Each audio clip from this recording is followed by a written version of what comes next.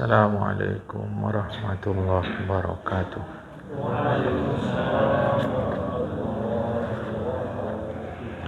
Alhamdulillahi rabbil alamin.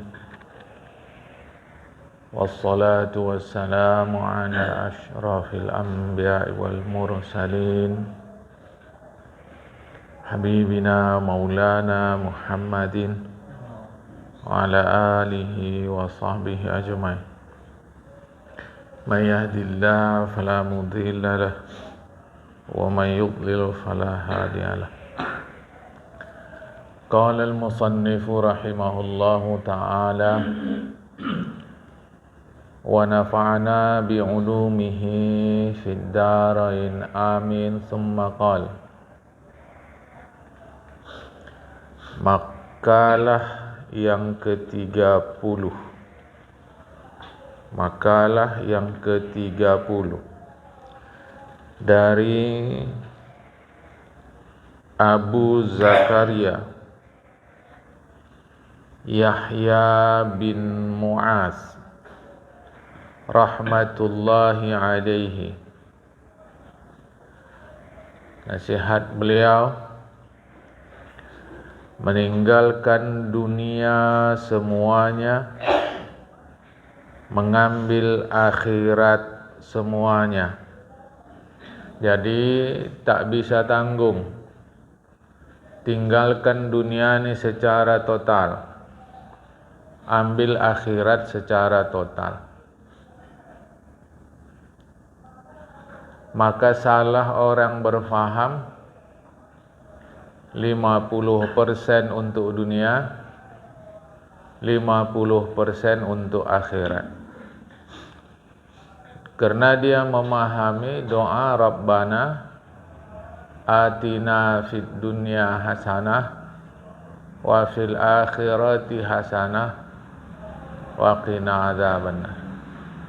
2 kali disebutkan hasanah, maknanya 50-50%. Salah.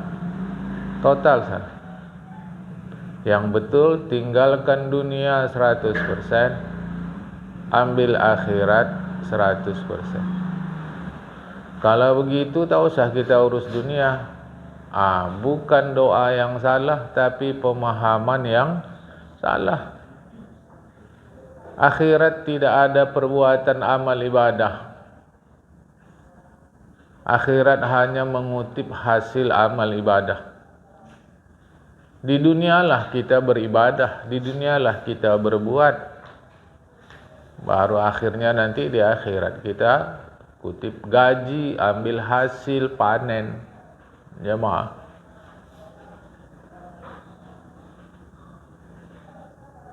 Jadi tinggalkan dunia keseluruhan dalam artian pusatkan bahwa hidup kita sejati itu adalah di akhirat.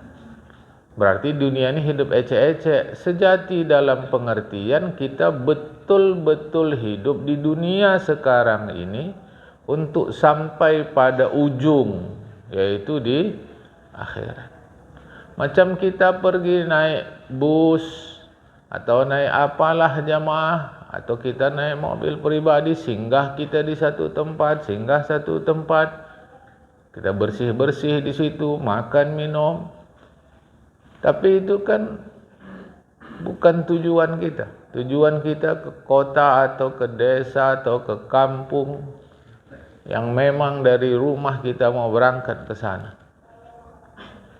Maka kelirulah ketika orang singgah-singgah itu dia merasa sudah sampai.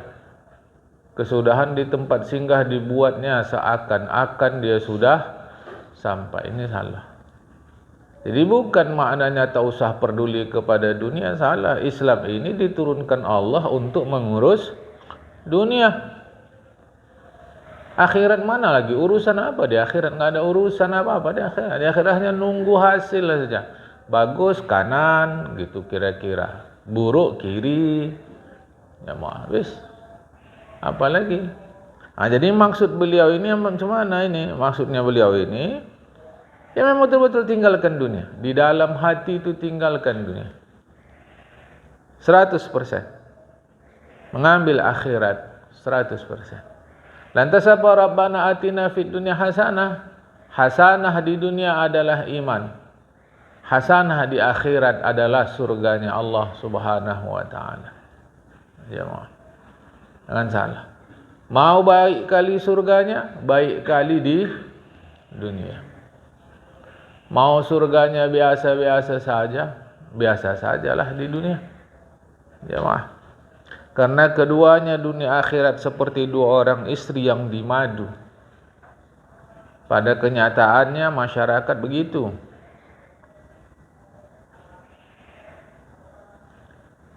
Meskipun menurut Islam tak begitu. Jemaah, masyarakat begitu. Jarang dapat dua istri yang dimadu akur. Jarang. Ada ya bagus sekali, bukan tak ada. Suami pun tak jujur. Condong dia ke istri A, jauh dia dari istri B. Padahal menurut agama tak begitu. Kan? Jemaah. Begitulah kenyataannya seperti itu, kata Tuan Syekh Imam Nawawi Al-Bantani. Nah, jadi yang berikutnya, siapa saja yang meninggalkannya, yaitu meninggalkan dunia semuanya, niscaya dia mengambilnya, mengambil akhirat semuanya. Maksudnya siapa saja yang berpaling dari dunia sama sekali, niscaya dia mencintai akhirat secinta-cintanya. Dia orang kalau berpaling dari dunia sama sekali, ya pastilah akhirat dia sama sekali. Tak ada tanggung-tanggung jemaah. Sebab kalau tak dunia, akhirat.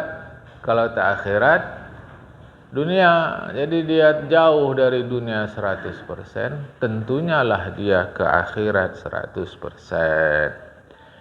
Siapa saja yang mengambilnya, yaitu dunia semuanya, niscaya dia meninggalkannya, yaitu akhirat semuanya.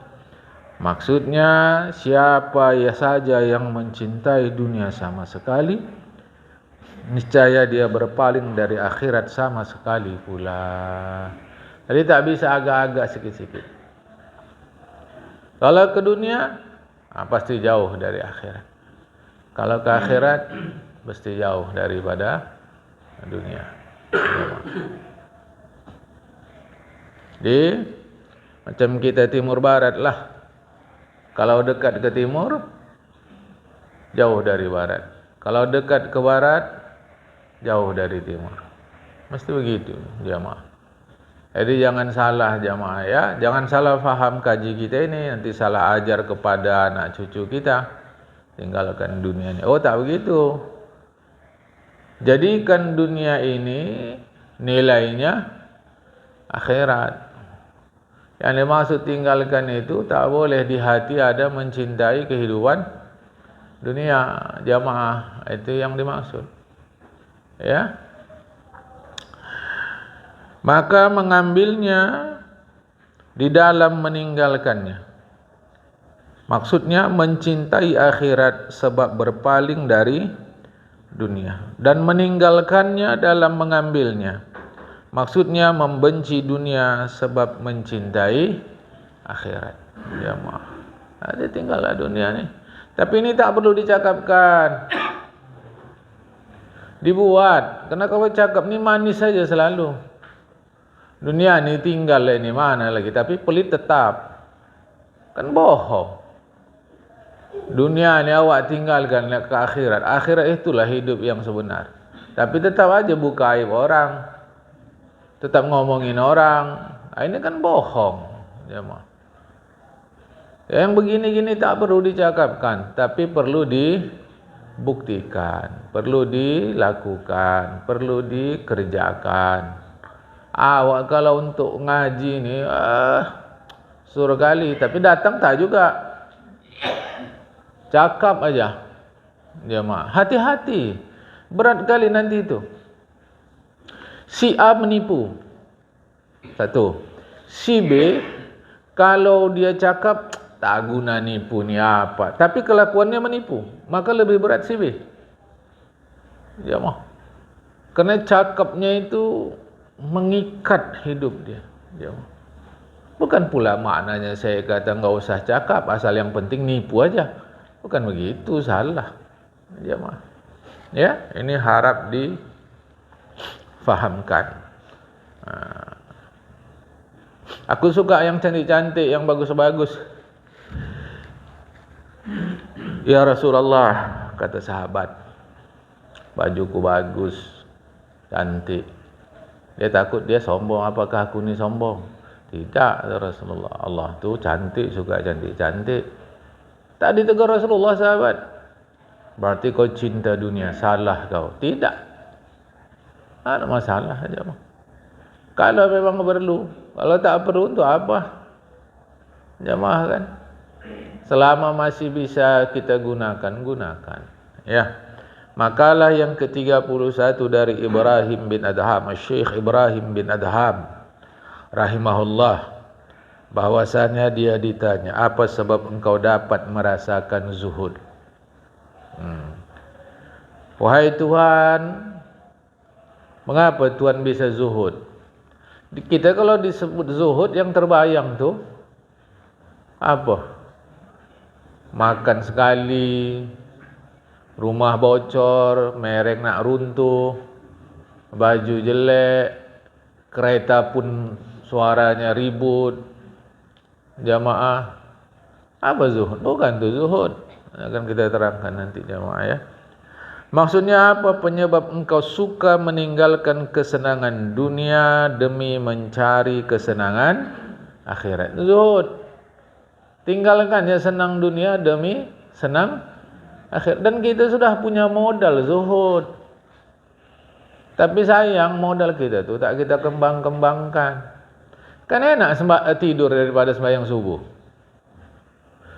Nyata je lah jemaah, enak tidur itu dari sembahyang subuh. Tapi zuhud kita.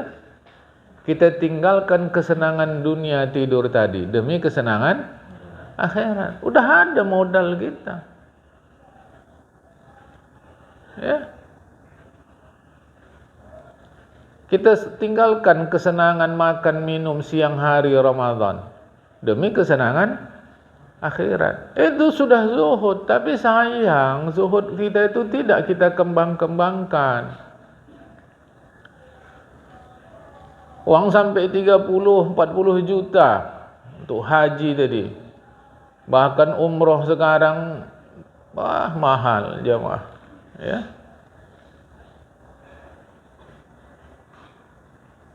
Enakan wisata lagi sana sini. Tapi kita tinggalkan kesenangan dunia itu demi kesenangan akhirat. Ada uang bisa kita makan A, B, C, D, tapi kita tinggalkan demi kesenangan akhirat. Macam mana? Kita sedekahkan uang tadi. Kita bantu fakir miskin. Kita bantu macam-macam jemaah demi kesenangan akhirat. Bukan maknanya zuhud ini tak peduli dengan keadaan di dunia ini, bukan itu. Kita jadikan dunia ini kendaraan untuk senang di akhirat. Berkali-kali kaji kita di subuh ni jemaah, saya selalu sampaikan, kita saja ke musalla ni tak bisa kalau tanpa harta dunia. Tak bisa. Setidaknya kereta tu, kalau mau kali akhirat naiklah, entah naik kuda. Nanti kuda mahal pula. Naiklah unta. Begitu. Tidak jemaah. Kereta tu dunia. Tapi kerana kita gunakan untuk akhirat, maka nilainya jadi akhirat. Begitu. Musalla ni tak bisa dibangun tanpa harta dunia. Jangan salah faham, ya. Diriwayatkan bahawa beliau Syekh Ibrahim bin Adham adalah seorang penguasa di negerinya. Kemudian ditinggalkannya kekuasaan itu dan sungguh-sungguh beribadah di Mekah dan selainnya. Mana-manalah selain Mekah. Di dalam kitab Risalah Kusyairiyah disebutkan, nama beliau adalah Abu Ishaq Ibrahim bin Mansur. Berasal dari kota Balkh. anak seorang raja, orang kaya, penguasa. Pada satu hari dia berburu mencari kancil atau kelinci. Di dalam mencari itu bersuaralah yang bersuara. Dengar dia suara. Jamaah. Apa suara yang dia dengar? Hai Ibrahim, untuk inikah engkau diciptakan? Atau untuk inikah kau diperintahkan? Masalahnya dia bersenang-senang hidup, lalai akhirat, berburu-buru jam, berburu hewan, bersenang-senanglah. Ya. Apakah untuk ini engkau diciptakan? Atau apakah untuk bersenang-senang ini engkau diperintahkan? Contohkan yang lain yang bersenang-senang jamaah. Saya tak contohkan satu-satu, nanti tersinggung. Apakah untuk bersenang-senang ini engkau diciptakan? Allah Ta'ala. Terdengarlah suara dari arah pelananya. Demi Allah, tidak untuk ini engkau diciptakan dan diperintahkan. Tersadar dia, tersentak dia jamaah. Kemudian dia pun turun dari tunggangannya dan menjumpai pengawal ayahnya yang mengawal dia. Kemudian dia mengambil jubahnya yang terbuat dari bulu domba dan memakainya dan diberikannya kepada pengawal tadi. Kudanya diberikan dan apa saja yang bersamanya saat itu. Kasihnya lah. Karena ternyata dia selama ini lalai. Hidup dia bersenang-senang. Datang teguran Allah. Untuk ini kau diciptakan dan diperintahkan rumahnya. Tidak. Dia pun macam lalai dia selama ini. Tersentak. Bukan. Dikasihnya jemaah. Ini namanya pengalaman spiritual. Jemaah. Ya. Kemudian dia masuk ke kampung terus ke Mekah. Di sana dia bersahabat dengan Sufyan Ats-Tsauri. Dan dengan Syekh Sufyan Ats-Tsauri, kemudian dengan Syekh Fudail bin Iyad. Masuklah dia ke negeri Syam, meninggallah dia sana. Dan dia makan dari hasil usahanya sendiri, seperti berburu dan menjaga kebun dan sebagainya. Jadi kalau di atas tadi berburu untuk bersenang-senang, sekarang berburu untuk keperluan hidup. Jamaah. Singkat. Singkat kali jamaah. Kalau ditanya saya, maukah saya husnul khatimah? Maulah. Maukah senang dalam kubur? Maulah. Maukah mudah proses dihisab nanti di akhirat? Mau saja. Maukah segera melewati sirat itu dengan cepat? Mau. Tentu akhirnya mau masuk ke dalam surga. Ini jalannya. Menengok jalannya itu rasa tak maulah kita. Maka janganlah berkhayal perahu berjalan di daratan. Perahu itu berlayar di laut, bukan dia berjalan di darat. Jadi orang yang menginginkan surga tadi, ingin mudah disirat, ingin mudah dihisab, ingin enak di dalam kubur, ingin husnul khatimah, tapi tak mau menempuh jalannya. Itu ibarat perahu berlayar di darat. Mungkin jemaah perahu berlayar di darat. Mungkinkah kereta kita berjalan di laut? Jemaah masing-masing ada tempat. Ini maksud saya, kitalah berhati-hati. Ya. Apa sebab Tuan bisa zuhud? Menjawablah penghulu kita Syekh Ibrahim bin Adham. Sebab 3 perkara. Itulah yang membuat aku zuhud. Ingat ya, jamaah, zuhud ni bukan merana. Tapi dunia itu digenggam di tangan namun tak masuk ke dalam hati. Ya zuhud. Dunia ni ada di tangan kita tapi tak masuk dalam hati.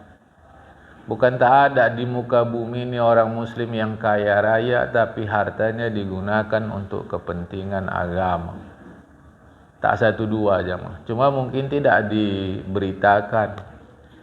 Karena yang baik-baik gini diberitakan kurang manfaat bagi perusahaan yang memberikan berita.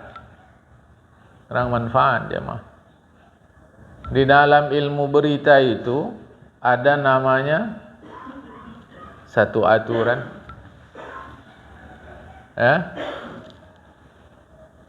Kabar buruk adalah kabar baik. Itu aturan dalam dunia berita.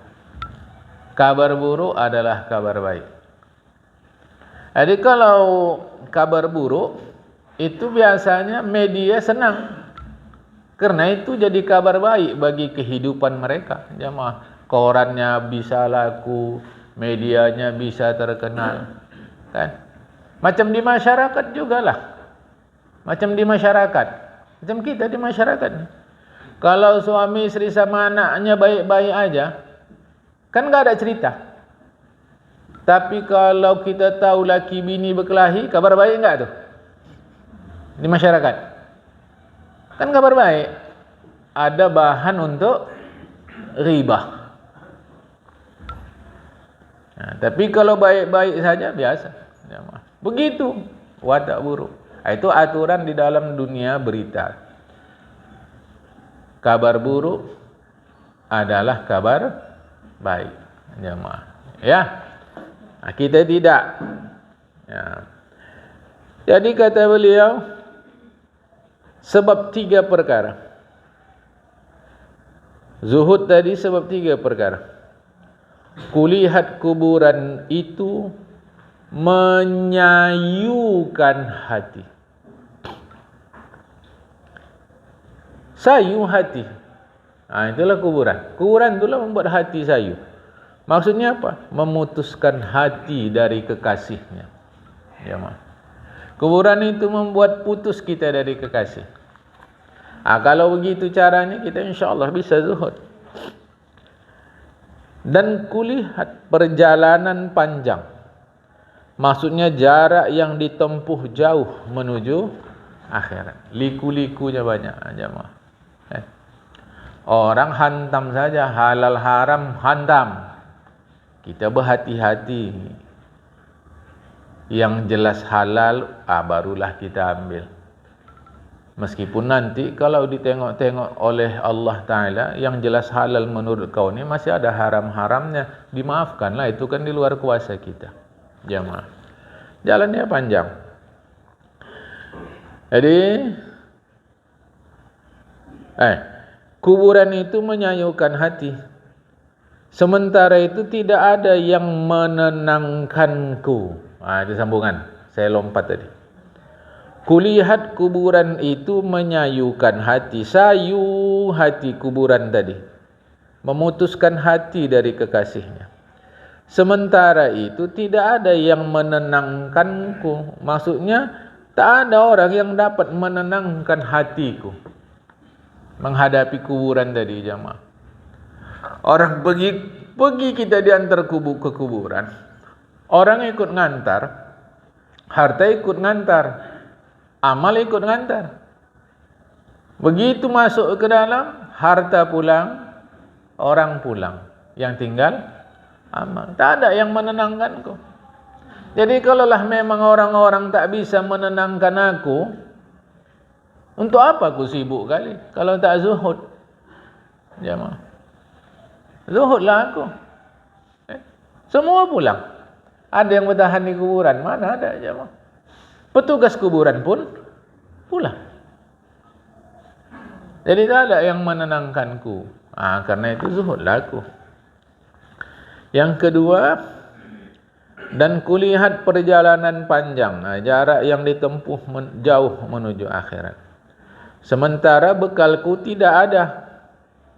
Maksudnya yang dapat menolongku di dalam perjalanan itu tak ada bekal. Karena tak ada bekal, ku siapkanlah bekal. Maka aku zuhud. Apa heboh kali. Yang penting aku bekerja berusaha, harta dapat, harta gunakan untuk cari pahala jadi kawan aku di perjalanan. Jemaah. Yang ketiga,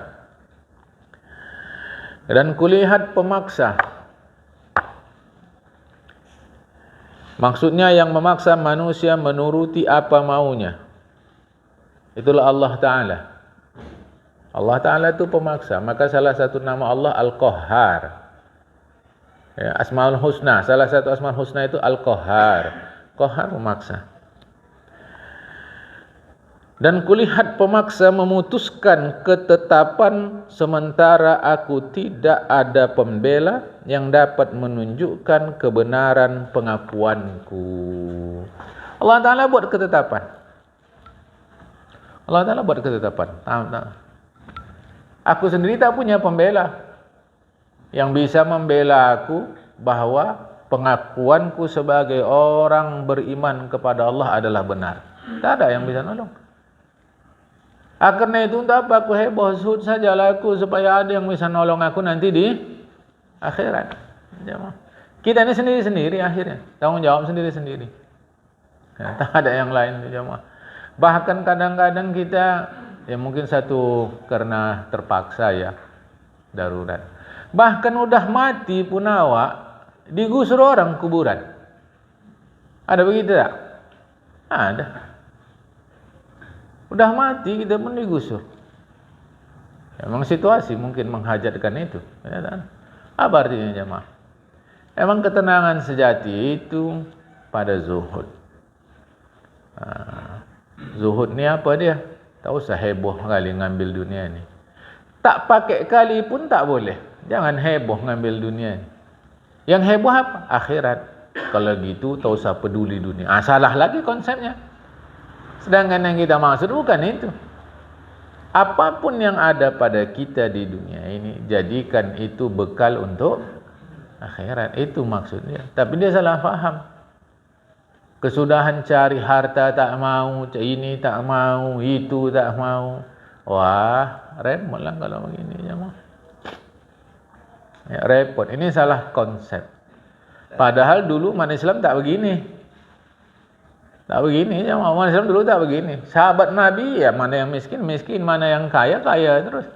Kalaulah mereka berfaham tinggalkan dunia seperti pemahaman kita, maka tak perlu mereka kaya. Tapi nyatanya sahabat Nabi, yang kaya, kaya. Yang kaya, kaya. Orang digunakan untuk akhirat. Makalah yang ke-32 dari Syekh Sufyan As-Tsauri rahimahullah. Ditanya, apa yang dimaksud dengan senang kepada Allah? Saya senang kepada Allah. Apa maksudnya? Jawabnya, bahwasanya engkau tidak merasa nyaman dengan wajah yang cerah dan suara yang merdu, yang enak didengar dan melapangkan hati orang, dan lidah yang fasih. Apa yang dimaksud kau senang kepada Allah? Yang dimaksud senang kepada Allah bukan bangga atas kelebihan diri.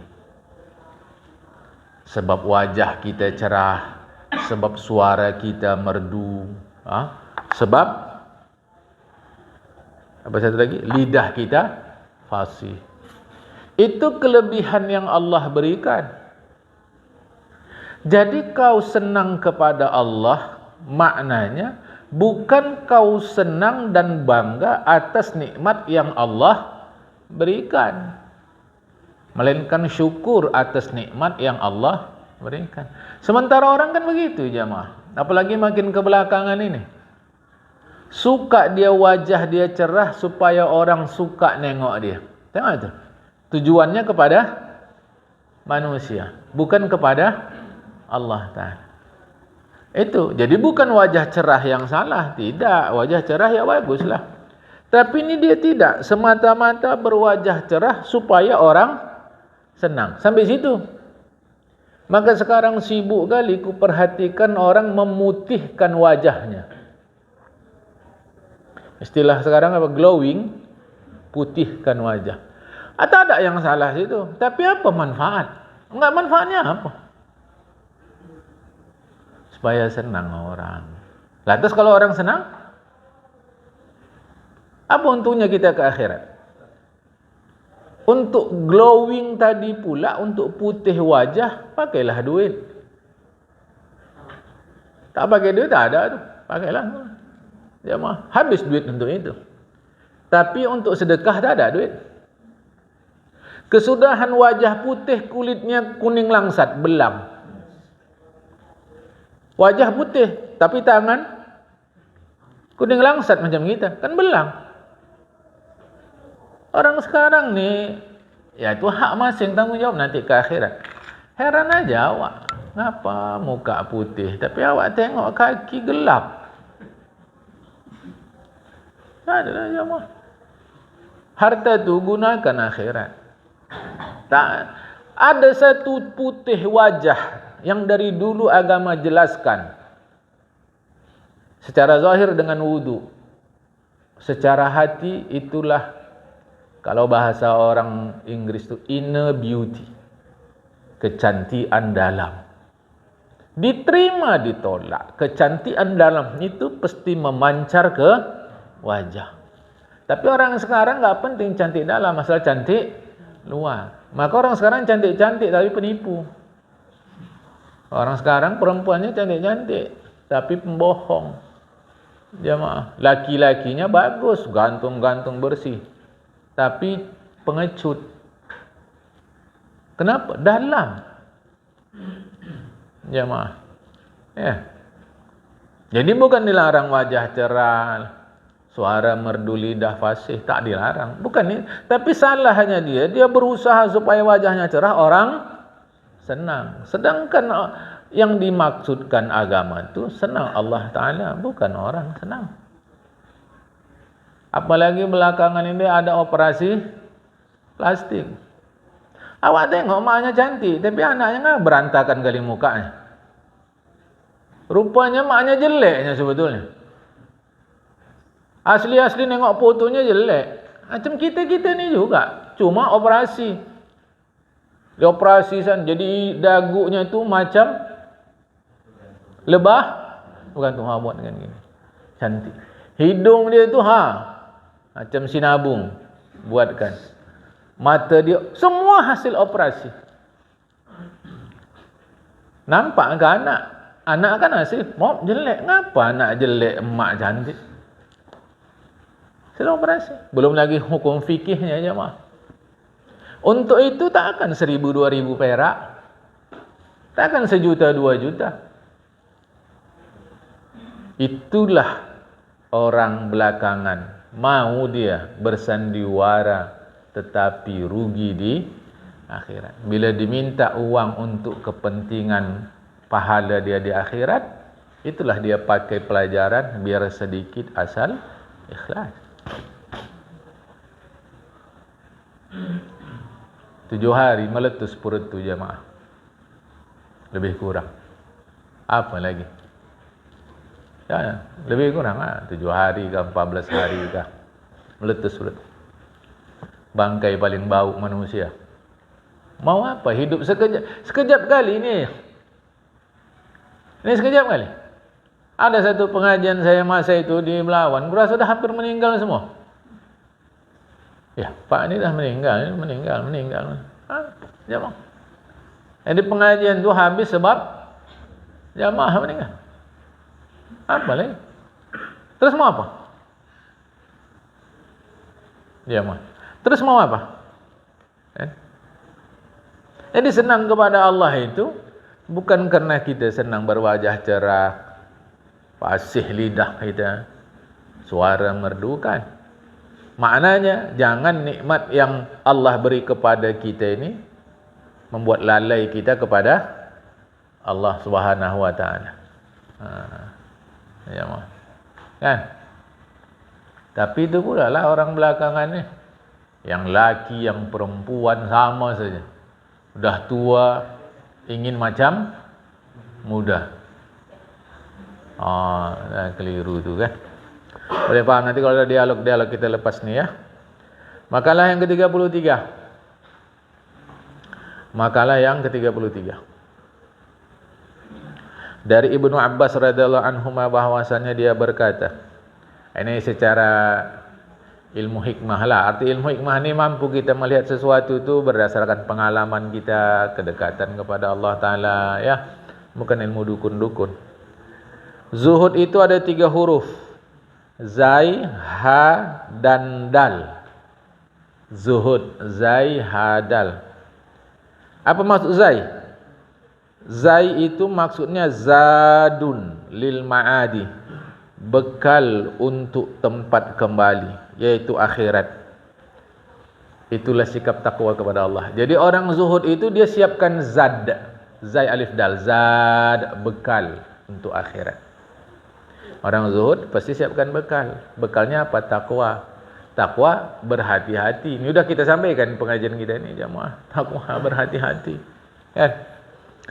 Kemudian ha, maksudnya adalah hudan liddin, petunjuk agama, yaitu jalan yang menyampaikan kepada jalan Rasulullah Muhammad sallallahu alaihi wasallam. Ikut jalan tu, jangan jalan lain. Kita ni ngaji tapi hidup jalan lain. Sembahyang jalan agama tapi dalam hidup jalan lain. Apa jalan lain? Asalkan dia berlawanan dengan perintah Allah. Asalkan dia mengikuti menuruti nafsu dia, melanggar larangan Allah. Itulah jalan lain, jemaah. Ini harap dipahamkan. Ya, sembahyang ikutlah jalan Allah mungkin, jalan Rasulullah mungkin. Kena ada juga sembahyang ni yang tak betul. Ngapa sembahyang bang? Malu awak, anak awak udah lajang, udah gadis. Mana betul ni niat? Tetapi sudah bagus, sudah mengerjakan sembahyang. Tinggal niat itu yang diperbaiki lah, diluruskan jemaah. Yang pula nanti tak sembahyang, sembahyang. Minta-minta sama Allah kita sembahyang sampai mati, jemaah. Bisa aja sembahyang kita sampai mati, sudah alhamdulillah. Alhamdulillah jemaah. Bisa sembahyang sampai mati. Ya. Kemudian huruf dal. Apa dal? Zuhud, zadun, hudan, dal, dawamun ala ta'at, senantiasa patuh. Itulah zuhud. Jemaah. Macam orang Indonesia, cinta kali awak sama duit. Siapa yang tak cinta sama duit? Mana ada?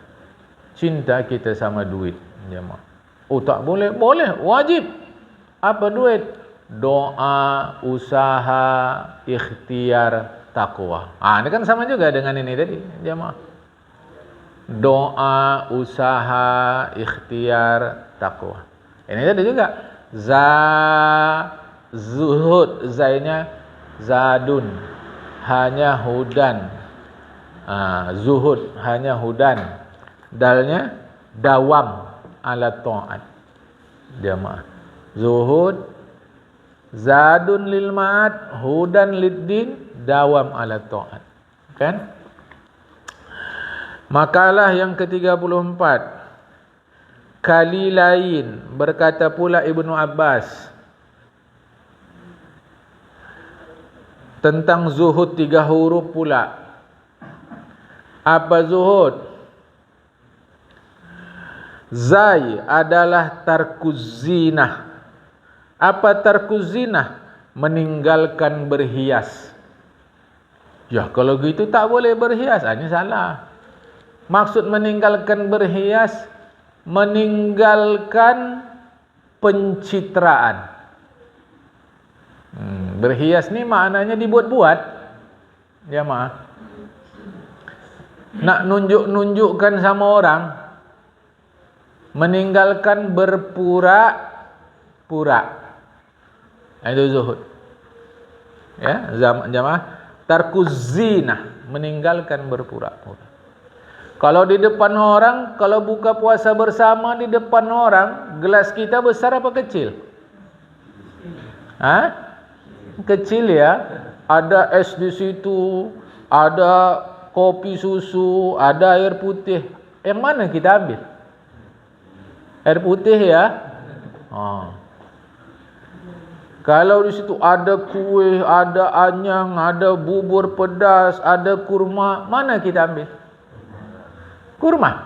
Kalau depan orang, ya kurma. Tapi bila di rumah, berapa besar gelas tadi? Kalah tong air. Di rumah ada kurma, ada bubur, ada kolak. Mana diambil? Kurma juga. Tepuk dada tanya iman lah. Ada air putih, ada es, ada kopi susu. Tertengok lagi air tadi?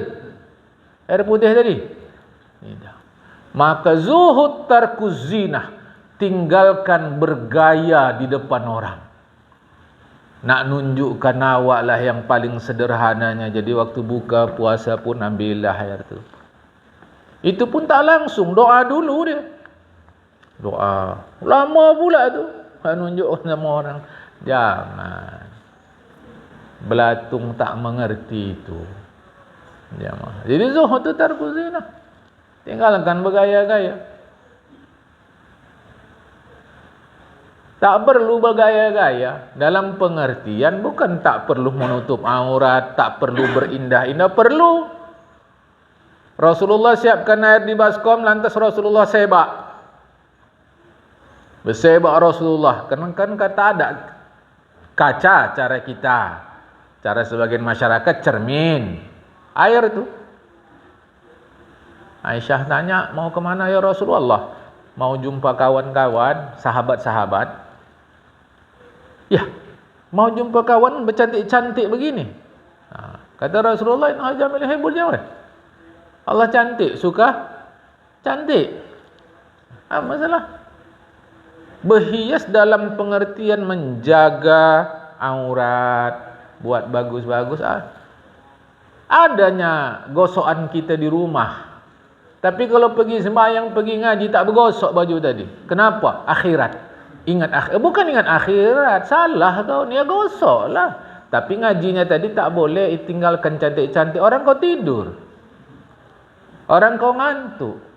Yang dimaksud tinggalkan berpura-pura, bergaya di depan orang. Tapi tak begitu sebetulnya. Kita ngaji macam gini ni kan. Jamaah. Kan cantik-cantik, rapi-rapi. Nak awak. Jamaah. Ya. Sedap ni yang kayak begini-gini. Ya. Tapi itu tadilah. Sebab dia salah faham, baju dia kusut, padahal gosokan ada di rumah. Dunia ni, dunia tak boleh. Salah lah. Kan? Faham insya-Allah. Jadi zuhud nomor 1 kata Abdullah bin Abbas di samping tadi tarkuz zinah. Meninggalkan berhias. Maksudnya meninggalkan berpura-pura. Macam orang sekarang, kalau pergi undangan laki bini, mesra tak? Mesra. Naik kereta, naik mobil. Wah, waktu di tempat pesta manggil papa mama pun. Abi umi, abang adik, awak pun macam mana lah rumah tangga boleh lagi. Di rumah perang dunia ketiga. Bukan pula maknanya saya katakan di depan orang pun nampakkan kita sedang berkelahi. Bukan itu maksud saya. Di depan orang kita laki bini elok, begitu jugalah di rumah. Sampai awak waktu di pesta tadi jemaah, sampai lakinya nyuapin bininya. Bininya nyuapin lakinya yang mana bang? Ya Allah sedapnya lah kalau bini awak kayak gini. Yang si bini pula, kalau laki awak kayak gini. Yang tak tahunya orang tu di rumah dah berapa lusin, seminggu ni aja piring rusak, pecah. Kalau gitu nampakkan kepada orang kita sedang berkelahi. Salah ngaji kau. Begitu damai kita di depan orang, begitu jugalah di belakang orang. Itu maksudnya. Jemaah. Buka puasa bersama, awak minum air putih tadi. Di rumah pun begitulah sama anak bini. Biasa saja jemaah, tak ada yang lain-lain. Suka kita caper ni. Cari perhatian manusia. tapi lalai kita mencari ridha Allah Subhanahu wa taala. Dan adalah tarkul hawa, meninggalkan kemauan, yaitu segala yang disukai nafsu. Jangan tinggalkan. Yang lalu sudah kita ngaji. Makan ini nafsu, bukan mulut, bukan tangan, bukan perut. Nikah kawin pun nafsu. Kalau gitu tak cocok kaji ni. Atau macam mana ni maksudnya? Kerjakan yang dimaui nafsu, tapi yang dibimbing oleh agama. Yang lalu dah saya sebut, dalam kaitan dengan makan, kulu halalan thayyiban la tusrifu. Halal, baik, jangan berlebih. Untuk syahwat kelamin pula, turuti agama. Nikah kawin, apa rukun dia? Ikuti kata agama. Jadi yang dimaksud di sini nafsu yang lepas dari bimbingan agama. Jemaah, tarkul hawa, tinggalkan. Yang ketiga tarkud dunia, meninggalkan kesenangan dunia. Berupa apa? Puji-pujian manusia, bersenang-senang, bersedap-sedap makan minum, bersedap-sedap pakaian, bersedap-sedap tempat tinggal. Tinggalkan itu. Ingatlah jamaah, pujian itu adalah racun kalau tak pandai kita menyikapinya. Yang baik adalah ketika orang mengkritik kita, karena dia kritik pasti kekurangan kita, bukan kelebihan kita. Dengan dia mengkritik kita, dengan itu kalau kita orang yang bangsa terbuka hati, senang kita, oh inilah rupanya aibku, ku perbaiki. Dengan orang mengkritik kita, oh ini kekuranganku, ku perbaiki. Tapi sayang kita dalam hidup ni selalu berusaha mencari pujian orang. Jamaah, bahaya pujian ni. Bahaya kali jamaah. Walaupun hukum memuji mubah ya, tapi bisa memuji ni hukumnya haram. Kita ni lebih suka sama orang yang memuji kita daripada orang yang mengkritik kita. Kalau agama kata sama semua orang senanglah, selama kita mampu dekat kepada Allah Ta'ala. Nah, kalau orang dah muji kita, yang pelit pun jadi dermawan itu. Kalau dipuji, mantap kali abang, anak-anak remaja masjid, remaja musola kami, rajin orang tu baca Quran yang abang wakafkan. Padahal cuma 2 diwakafkan. Tapi awak puji, naik dia. Alah, biasanya itu untuk akhirat kan. Mana tahu dah apa-apa ada keperluan musola tu, kasih tahu lagi kita. Jalan. Tapi coba awak kritik Quran yang abang kasih tu bang, kecil-kecil kali hurufnya. Ngasih pun salah. Jangan. Kita ni lebih suka dipuji daripada dikritik. Mestinya lebih suka dikritik. Ya pula, salah awak sini, salah awak sini. Itulah tanda kita masih mencintai kehidupan dunia. Senang dipuji, senang disanjung. Ya mah. Sedap-sedap makan minum di dunia, sedap-sedap pakaian, sedap-sedap tempat tinggal. Ngapai lagi? Saya mau ingatkan kita, bukan dilarang bersedap-sedap. Macam belakangan ini, kalau dulu cuaca tu sedap lagi jamaah, enak. Hawa udara pun enak jamaah. Umumnya kalau siang ada angin sepoi, malam sedap awak tidur. Sekarang siang panas, malam pun panas. Sehingga sebagian orang yang punya harta, dia belilah kipas angin. Kau beli kipas angin dah lupa kau sama akhirat. Apa masalah? Orang situasi dah beda. Dulu payah kan ya awak jumpa AC ni. Sekarang musola tu suruk-suruk pun ke AC. Bukan, memang apa? Hawa. Tak bisa lagi jemaah. Mana-mana nyamuk banyak. Itu maka Belanda dulu melarang orang menangkap ikan dobi. Tahu ikan dobi? Ya. Dilarang Belanda itu ditangkap ikan dobi. Karena ikan dobi itulah nanti yang memakan bakal nyamuk, jentik-jentik itu jemaah. Sekarang paret itu dibuat orang rumah. Jemaah lagi. Ini tak berketentuan. Artinya situasi berubah.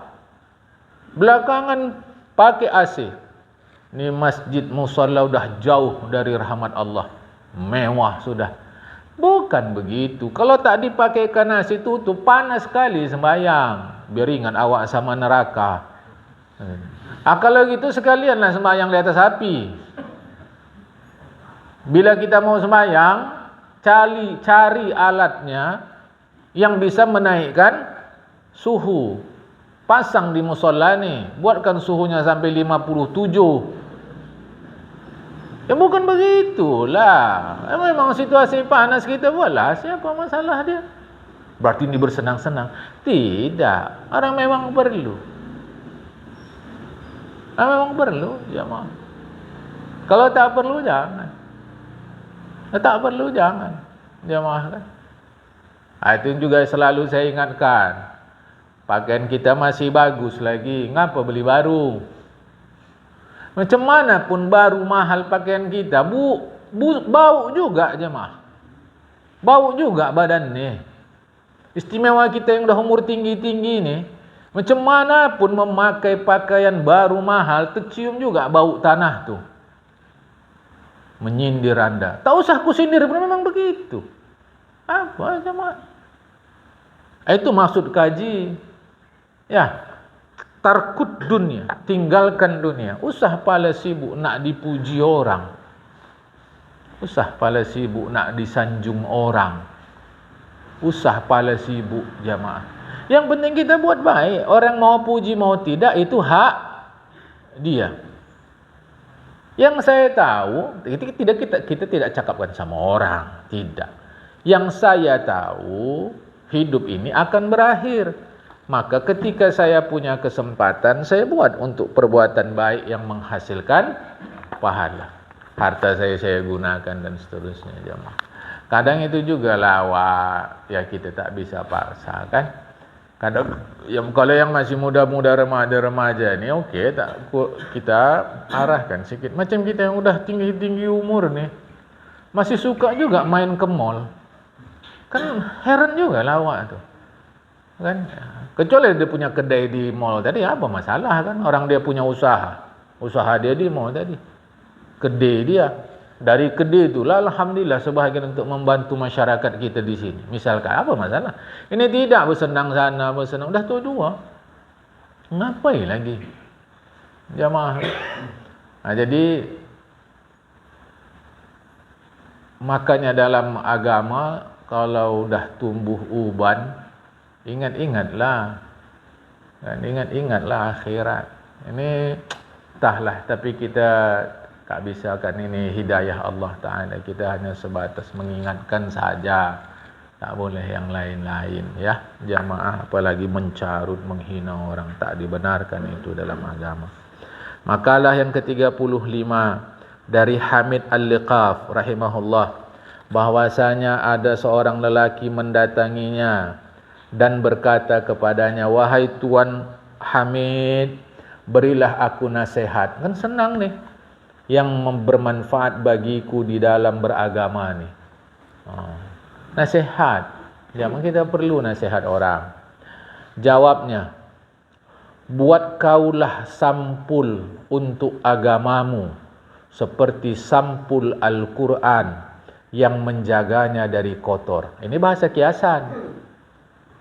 Macam mana Al-Quran itu dikasih sampul supaya tidak kotor? Kau kan beragama, kasih sampul agamamu supaya tidak kotor. Belum paham dia. Ditanyanya, apakah sampul agama itu? Apakah sampul agama itu? Kita jelaskan dulu ke dalam jamaah agama. Kadang-kadang disebut syariat, kadang-kadang disebut bahasa Arabnya millah. Apa yang dimaksud? Syariat ditinjau dari segi ajarannya supaya dipatuhi disebut din, agama. Din bahasa Arab artinya agama, maknanya patuh. Syariat ini seluruh ajaran Allah, mencakup akidah, akhlak, dan ibadah. Jamaah. Syariat ini cakupannya 3. Akidah, akhlak, ibadah. Mematuhinya itulah disebut din. Arti din banyak. Satu di antaranya adalah patuh. Dan ditinjau dari segi dia menyatukan, disebut millah, anutan. Kita menganut dia. Makanya jamaah, ketika nanti kita baca Al-Quran, ikutilah millah Ibrahim. Bukan disebut din Ibrahim. Millah. Ada apa? Karena saripati seluruh agama dari Nabi Adam kepada Nabi Muhammad sallallahu alaihi wasallam adalah satu, yaitu Islam. Apa Islam? Berserah kepada Allah. Bukan pasrah ya. Islam berserah kepada Allah. Jadi saripati seluruh anutan dari mulai Nabi Adam sampai Nabi kita Muhammad sallallahu alaihi wasallam adalah satu, yaitu Islam. Cuma namanya yang berbeda. Jamaah, namanya yang berbeda. Ya. Ada namanya Yahudi, ada namanya Nasrani, ada namanya Islam. Tapi saripati semua adalah sama, yaitu Islam. Nama tak ada masalah, jamaah. Gula rasa apa? Manis. Durian? Manis? Manis. Enak, ya bukan enak yang kita maksudkan, kecapannya itu manis. Pepaya? Manis. Rambutan? Manis. Macam manapun benda-benda yang saya sebut tadi mengandung unsur gula, manis. Tapi tampilannya beda. Menitip dia kepada benda buah yang berduri, tak kita sebut gula. Tapi di dalamnya ada gula, manis tadi jamaah. Menitip dia kepada buah yang ada rambutnya, tak kita sebut gula. Tapi di dalamnya ada manis, ada gula. Tampilannya beda. Jamaah. Sampai sini boleh faham ya? Jadi isinya sama, tampilannya beda. Isinya sama dari mulai Nabi Adam sampai Nabi Muhammad sallallahu alaihi wasallam, yaitu berserah kepada Allah, tapi tampilannya beda. Di antara tampilan yang beda, keluarga kandung boleh menikah, sedarah total, satu ayah satu mak, syariat Nabi Adam. Sampai kita tak boleh lagi. Jamaah, bahkan diatur ini mahram, bukan muhrim ya, mahram. Kalau muhrim itu artinya orang yang ihram, haji atau umrah. Kalau mahram orang yang haram kita nikahi sama. Dulu habis mabuk boleh sembahyang. Umat Islam, sahabat Nabi habis tenggen sembahyang. Sekarang tak boleh lagi. Tampilannya sudah beda. Padahal nabinya sama. Jamaah. Dapat paham nih? Jadi agama itu, syariat itu ditinjau dari sisi dia menyatukan satu semua, disebut millah. Dan ditinjau dari segi dia sebagai tempat kembali, disebut mazhab. Kembali kita. Makanya ini menurut mazhab Imam Maliki. Kembali kita bagaimana yang dijelaskan oleh Imam Malik tentang Al-Quran ini, tentang hadis ini. Ini cara mazhab Imam Syafi'i. Kembali kita macam mana Al-Quran hadis yang diterangkan Imam Syafi'i dan seterusnya. Jawabnya, sampul agama itu satu, meninggalkan perkataan kecuali seperlunya. Cakaplah seperlunya, kan? Cakap seperlunya jamaah, ya. Usah pala banyak cerita. Kalau perlu. Itulah orang tua kita cakap dulu. Cakap itu perak, diam itu emas. Tapi kalau perlu pula maka balik. Cakap itu emas, diam itu perak. Orang perlu. Kalau tak perlu, ya. Apa kabar kak? Bagus, sehat. Dari mana? Pajak. Ya, belanja apa ini? Dah. Ini teruskan ya. 2 hari yang lalu awak tengok kakak beli kangkung. Semalam kangkung, hari ini kangkung lagi. Kan sakit hati orang. Mana? Pantas ku tengok anak kakak kalau ngaji ngantuk aja. Coba, mulut tadi cantik kali. Jangan dulu jamaah. Padahal kalau dia pergi ke restoran besar, sepiring kecil tumis kangkung tadi mahal murah. Saking sayangnya anak sama mak, karena anak udah kerja ada duit, dibawalah mak tadi makan-makan ke restoran. Apa kata mak udah pulang? Tumis kangkung aku pun bisa aja di rumah.